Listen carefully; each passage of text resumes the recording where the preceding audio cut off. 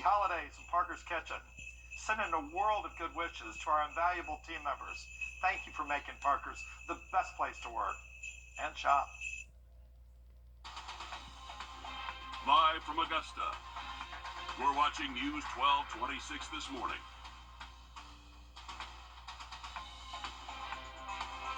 The hunt continues for the second Grovetown shooting suspect after the recent arrest of the first. What we know so far is authorities follow leads in that investigation. And two of our biggest counties opting out of the statewide property tax increase. How you can make sure your voice is heard just ahead. A lot to get to this morning, but first, good morning. Thank you for joining us. I'm Nick Proto. And I'm Ashley Campbell. 6 o'clock on your Wednesday. We are halfway through the week. Sending it over to Tim, where we are off to a very cold start this morning, Tim. Temperatures, yeah, that's right. Either right at freezing now, about to hit 602. Happening now, the search continues for a second Grovetown shooting suspect after the recent arrest of one. About 3 hours ago, Grovetown police took to Facebook saying that they arrested the first suspect in last night's shooting, that it happened at Joyner Crossing Apartments just after 5 o'clock, sending a man to the hospital. Now, this is the first suspect on your screen, 20-year-old Isaiah Bautista. Grovetown police say that they found him in Augusta near Windsor Spring Road and Meadowbrook Drive. Officials say that he was in the same car he left the scene in. Police say that he had a gun on him with multiple outstanding felony warrants through Richmond County and Reedsville, Georgia. He's currently at the Charles B. Webster Detention Center on those outstanding warrants. Grovetown police say more warrants will be secured in the shooting. The investigation continues as they search for the second suspect. If you have any information on the shooting, call the Grovetown Police Department. Two counties are debating what they should do with a statewide cap on property taxes. They could enforce it or they could opt out. Public hearings for Richmond County schools have already been set. Your Taylor Martin is live outside the municipal building where Richmond County commissioners are expected to meet today over that same topic. So Taylor, when can people attend these hearings? Well, Ashley, if people missed the Richmond County Board of Education hearing yesterday, they have another opportunity on January 22nd at 3:30, and then again on January 27th at 6 o'clock. But before opting out of the so-called floating rate, the Richmond County Board of Education had to schedule those public hearings. Meanwhile, the Columbia County Board of Commissioners said Tuesday it intends to opt out of the statewide adjusted base year ad valorem homestead exemption for Columbia County. House Bill 581 is meant to change how local governments look at property taxes with your homestead exemption. Lawmakers drafted this with the purpose of putting a cap on how much property taxes could rise each year to prevent tax spikes. It's a new system meant to ease the burden on people with fixed incomes or salaries that can't keep up with growing market values. I think it'd be difficult to determine long term how many people will necessarily benefit, but I think it is definitely geared towards property owners who own and live in their properties for a long time. Now, all local governments and school boards have until March 1st to decide what they will do. If they opt out, it will go to the state for approval. Now, if you're headed to those public hearings, the chief appraiser says he'll be there to answer any questions you may have. All right, and we know that there will be some questions. We're going to see when city leaders are going to be hearing from the community. The city administrator told us yesterday that we should find out those dates soon. Thank you for that live report, Taylor. We appreciate it. The Columbia County Board of Commissioners say that they intend to opt out of the exemption. The law still requires public hearings so they can get your thoughts before the March 1st deadline. Those are going to be held inside the Evans Government Center Auditorium on Ronald Reagan Drive. The first one is Tuesday at 6. The second one is January 28th at 10 a.m. The final one will be February 4th at 6 p.m. During the Columbia County Board of Education meeting last night, leaders decided to schedule public meetings to talk about that exemption. Now, if it's passed, school leaders say they may have to raise the millage rate. You can go to those hearings on January 27th at 8 a.m., January 28th at 6 p.m., and February 4th at 6 p.m. Those meetings will be inside the Board of Education building located on Hereford Farm Road. Hurricane Helene's damage to countless homes last year could affect property tax bills now. Anything destroyed or damaged can lower a property's value until it's been fixed. That's why both the Richmond and Columbia County tax assessors' offices are encouraging you to fill out a hurricane damage report. Leaders say a team will check for damage reduction on this year's bill once that's submitted. Right now, officials are assessing property's value for taxes. Even though boots are on the ground, they still need your help. The chief appraiser in Columbia County tells us they're concerned how much damage there is months later. They did initial assessments on homes right after the storm, but they're worried some places may have been missed. We'll make those adjustments. It's going to help you out this year on your tax bill while you're trying to get these things repaired. Even if your home is repaired, let the appraiser's office know. He told us that if an insurance adjuster or contractor gave you an estimate for the damages, bring them a copy. It helps them determine the value. Hurricane Helene survivors in all of our local South Carolina counties can now have more time to register for the Disaster Unemployment Assistance Program. That new deadline is January 28th. Those counties: Aiken, Allendale, Bamberg, Barnwell, Edgefield, McCormick, Orangeburg, and Saluda. Again, all of our counties. If you live in any of them, FEMA says you can receive unemployment assistance up until April. You can apply on the South Carolina Department of Employment and Workforce website. Keeping it in South Carolina, focusing on storm recovery efforts here. President Biden approving federal disaster assistance for people who took a hit from the November severe storms and flooding. This drone video shows just how bad it was in Orangeburg County. The aid is available to state, tribal, and eligible local governments. It also is available to certain private nonprofit organizations on a cost-sharing basis for emergency work, plus the repair or replacement of facilities damaged by flooding in Bamberg and Orangeburg counties. Several minors are on the run in Richmond County after a man was injured in a robbery. The Richmond County Sheriff's Office says that they got a report of a possible shooting right here on Clark Street around 6:30 last night. This is a map of that area on your screen. Deputies say they found a man lying in the road with a head injury. Witnesses tell deputies that the man tried to break up a fight between 5 to 8 kids, and they say that they saw him fall to the ground. Witnesses say they saw a gun but did not hear any shots. Deputies say the minors went through the victim's pockets and left the scene with his stuff. The victim was sent to the hospital for treatment. A woman faces an arson charge after a deadly Aiken house fire. She's on your screen now. Latrina Hollingsworth. Arrest warrants say she purposely set fire to a table inside the home, which caused the entire building to burst into flames Sunday night. Officials say 23-year-old Markel Howard died in that fire after not being able to get out.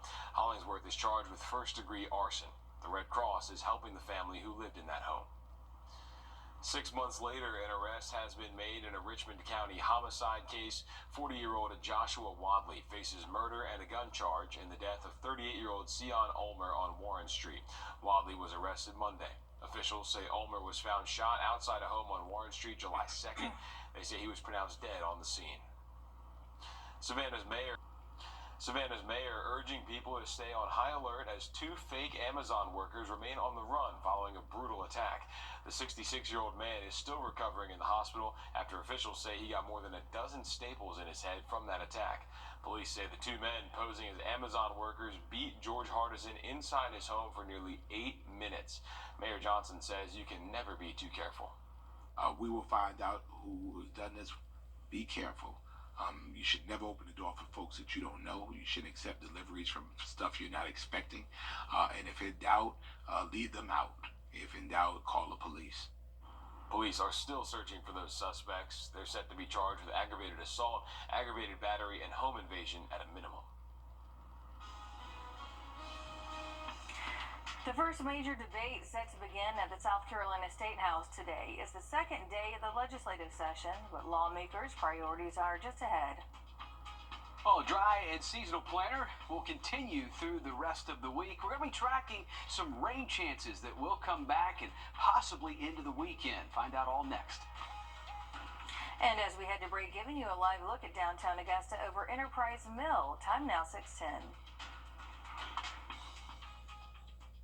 Very cold 30s and 40s next week, with right now maybe a potential wintry mix on the low end on Tuesday. 6:16.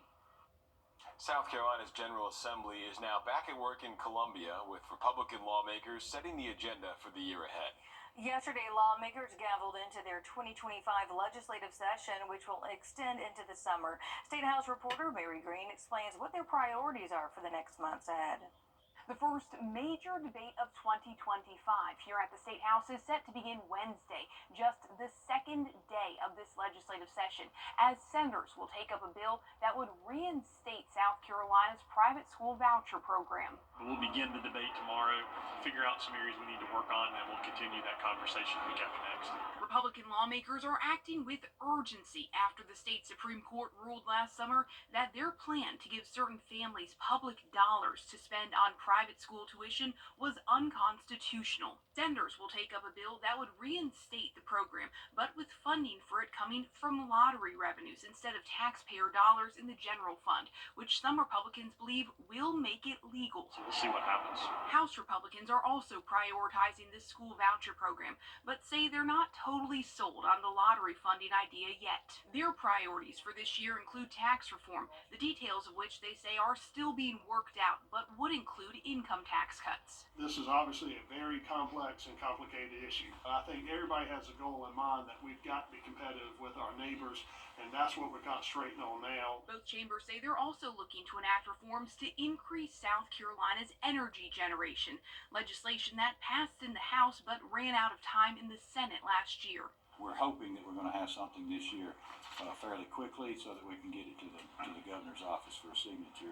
And they're also planning to take up the complicated issue of tort reform, a legal conundrum lawmakers haven't been able to figure out, but which has resulted in skyrocketing insurance costs for restaurants and bars. Since that bill imploded last year, we've seen, as I expected, a number of other business closures, a number of other people talking about the impact of the current state of the law on them. I think the pressure is rising. And as always, lawmakers will have to write and pass the next state budget. They anticipate money for recovery from Hurricane Helene will be a big priority in that. Governor Henry McMaster has requested lawmakers set aside nearly $250 million for these efforts. Reporting from the State House, I'm Mary Green. There's also a lot of new faces at the State House this year following November's elections. With 32 new members between the House and the Senate, nearly 20% of the entire General Assembly are freshman legislators. Georgia lawmakers pushing for a more streamlined process to obtain occupational licenses in the state. The Institute for Justice found... It's the coldest time of year in the CSRA. To stay up to date on anything winter weather to severe weather, download our First Alert weather app to get the most accurate forecast in our area. Live from Augusta, you're watching News 1226 this morning. Tax assessors across Richmond and Columbia counties want to make sure that your home is covered after Helene damage. It's news they say homeowners can use. Just ahead. And public hearings are hitting the calendar ahead of a homestead exemption vote that could cap or increase property taxes. How you can weigh in on the decision. Those stories and much more just ahead. But first, good morning. Thank you for joining us. I'm Nick Proto. And I'm Ashley Campbell. It is 6:30 on your Wednesday.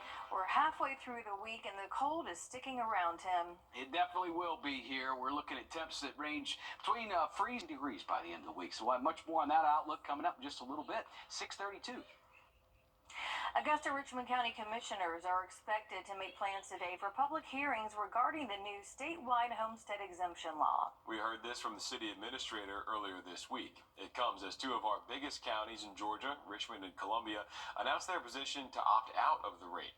This puts the limit on property tax increases. Your Taylor Moore is live now at the Augusta Municipal Building, where Augusta city leaders are expected to meet today. Taylor? Well, the Richmond County Board of Education had their first hearing yesterday, and the next opportunity will be on January 22nd at 3:30 p.m. Now, House Bill 581 is meant to change how local governments look at property taxes with your homestead exemption. Lawmakers drafted this with the purpose of putting a cap on how much property taxes could rise each year to prevent tax spikes. It's a new system meant to ease the burden on people with fixed incomes or salaries that can't keep up with growing market values. It's tied to an annual index. In this case, it's the Consumer Price Index. And it would cap the taxable value of a property based on whatever that index was from the prior year. Now, before opting out, the Richmond County Board of Education had to set those dates for those hearings. Again, the second opportunity will be January 22nd at 3:30, and then the next will be January 27th at 6 p.m. We have more information on our website, wrdw.com. All right, thanks for that update there, Taylor. Columbia County's Board of Commissioners wants your input on the matter. Several public hearings coming up. On your screen now, a list of dates to share your thoughts on the homestead exemption law. January 21st at 6 p.m., January 28th at 10 a.m., February 4th at 6 p.m. All meetings will be at the Evans Government Center inside the auditorium. All local governments and school boards have until March 1st to make their decision. If they opt out, it will then go to the state for approval. Nearly 4 months later, appraisers are still going door to door, assessing damaged homes from Hurricane Helene. And you can just take a look behind me right here, just all that mass destruction across our local counties. Richmond and Columbia County tax assessors are urging homeowners to fill out a hurricane damage form. The document could give homeowners a damage reduction on this year's tax bill. We went along with the chief appraiser for Columbia County as he checked out storm damage. He says even if your home has been repaired, you should still give them a call. Telling everybody, if you had an insurance adjuster come out and give you an estimate, or a contractor, anybody that's giving you any kind of estimate for what those damages will be, if you can get a copy of that and have a copy of that ready to give to us so we can put on file, and we'll use the kind of numbers that we're getting from these folks to help us in that determination of value. The Columbia County Tax Assessor's Office will be evaluating properties through early March.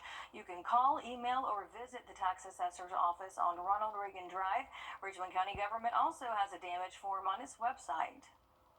A man once wanted for questioning in a Waynesboro killing is now being named a suspect, while the victim's mother has been cleared. On your screen is the man who Waynesboro police say was wanted in connection to Renard Ellison's death.